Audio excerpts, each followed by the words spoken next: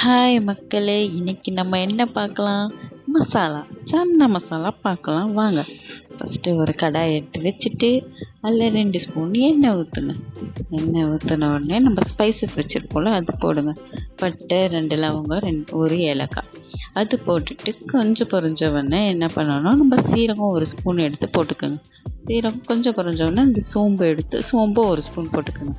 போட்டுட்டு கொஞ்சம் அந்த எண்ணெயில் கொஞ்சம் பெரட்டி விடுங்க. வதங்கின உடனே நான் ஒரு 3 வெங்காயம் கட் பண்ணி வச்சுருக்கேன். அந்த பெரிய பெரிய வெங்காயம் போட்டு கொஞ்சம் சால்ட் போட்டுக்கோங்க. அப்போ தான் நம்ம ஈஸியாக வதங்கும். வெங்காயம் எப்போவுமே சால்ட்டு போட்டு நம்ம வதக்கினா வெங்காயம் வந்து சட்டுன்னு வெந்துடும். அது வெந்த உடனே நம்ம எடுத்து வச்சுருக்க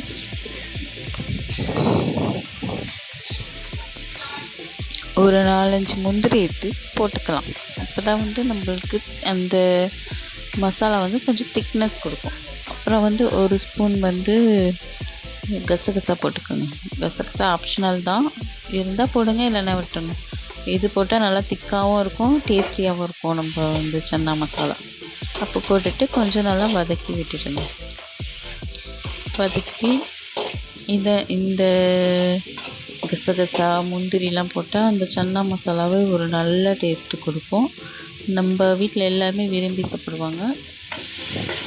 அப்புறம் வந்து தக்காளி ஒரு 4 வெட்டி வச்சுருக்கேன். அதை போட்டுட்டு கொஞ்சம் நல்லா வதக்கி விடுங்க. தக்காளி ஓரளவுக்கு வெந்த உடனே நம்ம வந்து இதை வந்து அரைக்க போகிறோம் ஒரு நல்ல பேஸ்ட்டாக. அதனால் என்ன பண்ணோம், கொஞ்சம் தக்காளி போட்டுட்டு நல்லா கொஞ்சம் வதக்கி விட்டுட்டு கொஞ்சம் மூடி வச்சு வதங்கினா அது சீக்கிரம் வதங்கிடும். அதனால் ஒரு 5 நிமிஷம் வந்து மூடி வச்சு வதக்கிட்டு இப்படி திறந்து பார்த்தா இந்த மாதிரி தக்காளி இந்த மாதிரி வெந்திருந்தால் போதும். கொஞ்சம் வெந்தோன்னே வதக்கி விட்டுட்டு நம்ம என்ன பண்ணோம், ஆற வச்சு மிக்ஸி ஜாரில் போட்டு அரைச்சி ஒரு நல்ல ஃபைன் பேஸ்ட்டாக அரைச்சி எடுத்து வச்சுக்கலாம். கொஞ்சம் இது ஆறும்போது நம்ம வந்து விசில் ஒரு 4-5 விசில் சன்னா வந்து நைட்டே ஊற வச்சுட்டேன். அது ஒரு 4-5 விசில் போட்டு இறக்கிடுங்க. விசில் போடும்போது ஒரு கொஞ்சம் சால்ட்டு போட்டு வேக வச்சிங்கன்னா சன்னா சாப்பிடும்போது கொஞ்சம் நல்லாயிருக்கும் அந்த டேஸ்ட்டு. இது பாருங்கள், இந்த மாதிரி வெந்திருக்கணும். அங்கே பாருங்கள், அது கொஞ்சம் நம்ம மேஷ் பண்ணி கொஞ்சம் அந்த மசாலாவில் ஊற்றுறதுக்காக ஒரு 10 சன்னா எடுத்துக்கோங்களேன். அதை எடுத்து வச்சுக்கோங்க. அப்புறம் என்ன பண்ண ஆறிடுச்சு. இதை நம்ம வந்து மிக்ஸி ஜாரில் போட்டு அரைச்சி இந்த மாதிரி ஃபைன் பேஸ்ட்டாக அரைச்சி எடுத்துக்கோங்க. அப்போ தான் நல்லாயிருக்கும் டேஸ்ட்டு. அப்புறம் அதே கடாய் எடுத்துக்கிட்டு அதில் 4-5 ஸ்பூன் எண்ணெய் விடுங்க.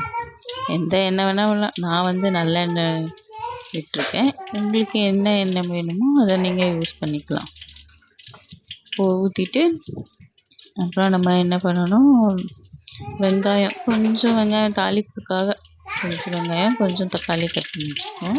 இது வந்து கருப்பு ஏலக்காய், அது போட்டால் இன்னும் நல்லா டேஸ்ட்டாக இருக்கும். அப்புறம் நம்ம இந்த வெங்காயம் போட்டு வதக்கிட்டு அந்த பிரிஞ்சி இலை 1 போட்டுக்கோங்க. போட்டுட்டு கொஞ்சம் வதக்கி விட்டுக்குங்க. வதக்கிட்டே இருக்கும்போது இஞ்சி பூண்டு 1 ஸ்பூன் எடுத்து போட்டுக்கலாம். போட்டுட்டு அந்த இஞ்சி பூண்டோட பச்சை வாசனை இருக்குல்ல, அது போகிற வரைக்கும் நம்ம கொஞ்சம் வதக்கிட்டோம்னு வச்சுக்கோங்க, இந்த பச்சை வாசனை வராமல் இருக்கும். அதனால் இஞ்சி பூண்டு எடுத்து 1 ஸ்பூன் போட்டுக்கோங்க போதும்.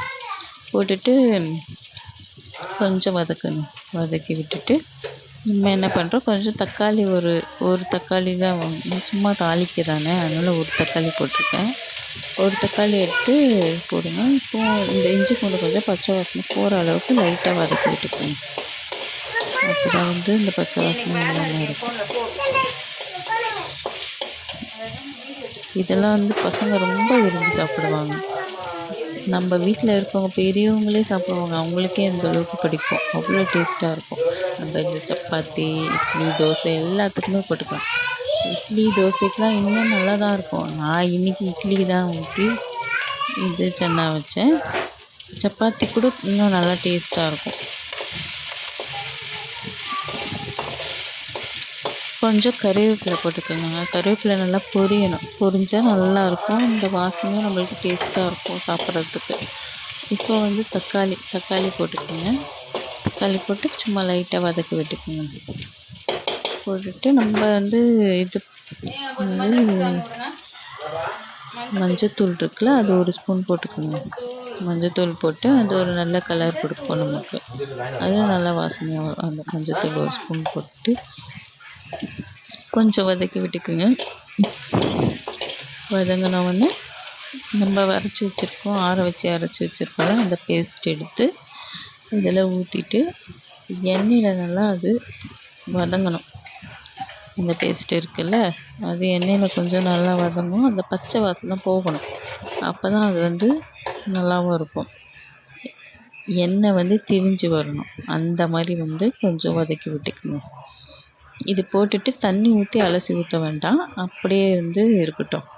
அப்படியே போட்டுட்டு நம்ம அப்புறம் அலசி ஊற்றிக்கலாம். அதனால் இப்போ என்ன பண்ணுறோம், அந்த பேஸ்ட்டை ஊற்றிட்டு என்ன பண்ணுறோம், கொஞ்சம் வதக்கிட்டு மூடி வச்சிருங்க. மூடினோடனே கொஞ்சம் அந்த எண்ணெய்லாம் திரிஞ்சு வந்தோடனே நம்ம தண்ணி கொஞ்சம் அலசி ஊற்றிக்கலாம். ஏன்னா அந்த பச்சை வாசனை போகணும். அந்த இஞ்சி, வெங்காயம், தக்காளி அந்த பச்சை வாசனைலாம் இருக்குல்ல, அந்த வாசனை போனால் தான் அந்த சன்னாவுக்கு நல்ல ஸ்மெல் வரும்.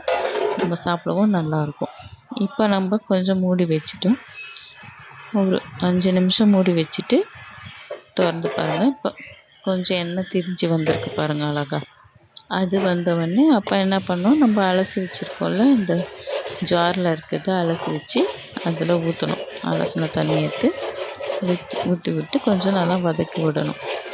இப்போ அலசினதை எடுத்து ஊற்றலாம். பாருங்கள், இந்த மாதிரி நம்ம எண்ணெய் திரிஞ்சவுடனே இது பண்ணணும். ஆனால் அதுக்கு முன்னாடி இந்த ஸ்பைசஸ்லாம் போட்டுக்கலாம். இது என்னது, மிளகாத்தூள் ஒரு ஸ்பூன் போட்டுக்கோங்க. நல்லா சாதா மிளகாத்தூள் போட்டுக்கோங்க. அப்புறம் கறி மிளகாத்தூள் 1 போட்டுக்கோங்க. அப்புறம் தனியாத்தூள் ஒரு ஸ்பூன் போட்டுக்கோங்க. போட்டுட்டு கொஞ்சம் அது எண்ணெயில் வதக்கிடுங்க. வதக்கிட்டு இதோட பச்சை வாசனையும் போகணும். அப்போ தான் நல்லாயிருக்கும். டேஸ்ட்டும் இருக்கும், வாசனையும் நல்லாயிருக்கும். இந்த மிளகாத்தூள், தனியாத்தூள், கறி மசாலா 3த்தையும் போட்டு வதக்கி விடுங்க. நல்லா வதங்கின உடனே கொஞ்சம் வதங்கட்டும். அதுவும் எண்ணெய் கொஞ்சம் நல்லா திரிஞ்சு வரட்டும். அப்போ தான் அந்த பச்சை வாசனை போகும். இதுக்கு நம்ம லைட்டாக மூடி வச்சுட்டு அதுவும் 5 மினிட்ஸ், அவ்வளோதான். 5 மினிட்ஸ் வந்தவுடனே இப்படி திறந்து பார்த்தா கொஞ்சம் எண்ணெய் திரிஞ்சு வந்திருக்கு பாருங்கள். அது வந்தவுடனே நம்ம இந்த ஜார் தண்ணி எடுத்து ஊற்றிக்கலாம். அலசின தண்ணி ஊற்றி விட்டு கொஞ்சம் நல்லா கலக்கி விடுங்க. கலக்கி விட்டுட்டு எப்படி இருக்குன்னு பாருங்கள். கலக்கினோடனே கொஞ்சம் நல்லா தண்ணி ஊற்றி கலக்கிட்டு நம்ம அந்த வேக வச்சுருப்போம் பார்த்திங்களா சன்னா, அதை போட்டுடலாம். கொஞ்சம் இது நல்லா வதங்கட்டும். வதங்கினவுடனே வேக வச்சு தண்ணியோடு இருக்குல்ல அந்த சன்னா, அதோடய சேர்த்து ஊற்றிடலாம். ஏன்னா அப்போ தான் அந்த வெந்த அந்த இதுவும் நல்லாயிருக்கும், அந்த டேஸ்ட்டும் ஒரு நல்ல டேஸ்ட் கொடுக்கும். அதனால் என்ன பண்ணுறீங்க, இது கொஞ்சம் தண்ணி ஊற்றிட்டு மூடிடுங்க. மூடி விட்டு வதங்கினவுடனே என்ன பண்ணணும், இப்போ அந்த சன்னாவை எடுத்து ஊற்றிடலாம். நல்லா அந்த பச்சை வாசனைலாம் போயிட்டு வாசனையை பாருங்கள், சூப்பராக இருக்குது. இப்போ இந்த சன்னாவை எடுத்து ஊற்றிடலாம். இந்த தண்ணியோடு ஊற்றினா தான் அது நம்மளுக்கு நல்ல ஒரு டேஸ்ட்டு கொடுக்கும். தண்ணியோடு ஊற்றி விட்டு இங்கே பாருங்கள் எவ்வளோ நல்லாயிருக்கு பார்க்கும் போதே. அதை எடுத்து ஊற்றிட்டு இதையும் கொஞ்ச நேரம் மூடி வைங்க. மூடி வச்சு, ஏன்னா அப்பப்போ மூடி வதக்கினா தான் அந்த எண்ணெய் திரிஞ்சு வரும். அந்த டேஸ்ட்டும் நல்லா கொடுக்கும். இதே மாதிரி நீங்கள் செஞ்சு பாருங்கள், சூப்பராக இருக்கும். நான் கேரண்டியாக சொல்வேன், சூப்பராக இருக்கும். எல்லாம் விரும்பி சாப்பிடுவாங்க, அவங்களுக்கு ரொம்ப பிடிக்கும். அந்த மாதிரி இருக்கும். இந்த ப்ராசஸ் அப்பப்போ மூட வேண்டியது இருக்குது, அப்படி இருக்குதுன்னு நீங்கள் யோசிக்கலாம். நான் இந்த மாதிரி செஞ்சு கொடுத்தா தான் அந்த டேஸ்ட்டும் இருக்கும். நம்ம சமையல்லே நம்ம பொறுமையாக செய்யணும். எப்போவுமே பொறுமை முக்கியம். அதுவும் இன்ட்ரெஸ்ட் எடுத்து இவங்களுக்கு நல்லா இருக்கணும், நல்லா செய்யணும், நல்லா செஞ்சு கொடுக்கணும், நம்மளை பாராட்டணும் அப்படின்னு நினச்சி செஞ்சால் தான் சமையல் என்றைக்குமே நல்லாயிருக்கும். அதனால் கொஞ்ச நேரம் மூடி வச்சுட்டு நல்லா கொதிக்கட்டும். நல்லா கொதித்த உடனே கொஞ்சம் இந்த மாதிரி நல்லா கொதிக்கணும். கொஞ்சம் திரிஞ்சு வரும், எண்ணெய்லாம் அப்படியே திரிஞ்சு வரும் அழகா. அப்போ என்ன பண்ணுறீங்க, நம்ம அப்போ தேங்காய் பால் கொஞ்சம் திக்கான தேங்காய் ஃபஸ்ட்டு எடுக்கிற தேங்காய் பால் எடுத்து ஊற்றிடணும். அப்போ தான் அந்த டேஸ்ட்டும் நல்லாயிருக்கும், நம்மளுக்கு சாப்பிடவும் செம்ம டேஸ்டியாக இருக்கும். இப்போ என்ன பண்ணுறீங்க, தேங்காய் பால் தனியாக எடுத்து வச்சுக்கோங்க. ஒரு 1/4 மூடி தேங்காய் பால் எடுத்துக்கோங்களேன். 1/4 மூடி தேங்காய் பால் எடுத்து நல்லா ஃபஸ்ட்டு தேங்காய் பால் தண்ணியே ஊற்றாமல் திக்காக எடுத்துக்கோங்க. அப்போ தான் நல்லாயிருக்கும், டேஸ்ட்டாகவும் இருக்கும். இது நீங்கள் கேரண்டியாக நான் சொல்வேன், நீங்கள் செஞ்சு சாப்பிட்டு பாருங்கள். கமெண்ட்லேயும் சொல்லுங்கள் எப்படி இருக்குதுன்னு சொல்லிட்டு. சூப்பராக இருக்கும், நீங்கள் ட்ரை பண்ணி பார்த்துட்டு சொல்லுங்கள். இப்போ தேங்காய் பால் ஊற்றா இன்னும் நல்ல ஃப்ளேவர் கொடுக்கும். தேங்காய் பால் இருக்குல்ல, அது ஒரு கிளாஸ் எடுத்துக்கோங்களேன், சின்ன கிளாஸில் எடுத்துக்கோங்க.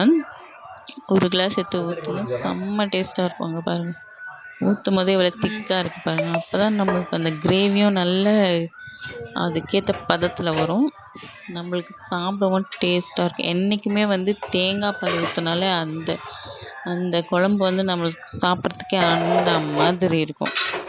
இப்போ கொஞ்ச நேரம் மூடி வச்சுட்டு திறந்து பார்த்திங்கன்னா இந்த மாதிரி இருக்கும். நம்ம பிள்ளைங்க வேணான்னு சொல்லவே சொல்லாது, எனக்கு வேணும்னு தான் சொல்லும். அதனால நான் சொன்ன மாதிரியே செஞ்சு பாருங்கள், கண்டிப்பாக நல்லாயிருக்கும். நீங்கள் செஞ்சு பார்த்துட்டு கமெண்ட் எப்படி இருக்குன்னு கமெண்ட்டில் சொல்லுங்கள். நான் அன்றைக்கி இட்லிக்காக தான் செஞ்சுருந்தேன். இட்லிக்கும் செம்ம டேஸ்ட்டாக இருக்கும்.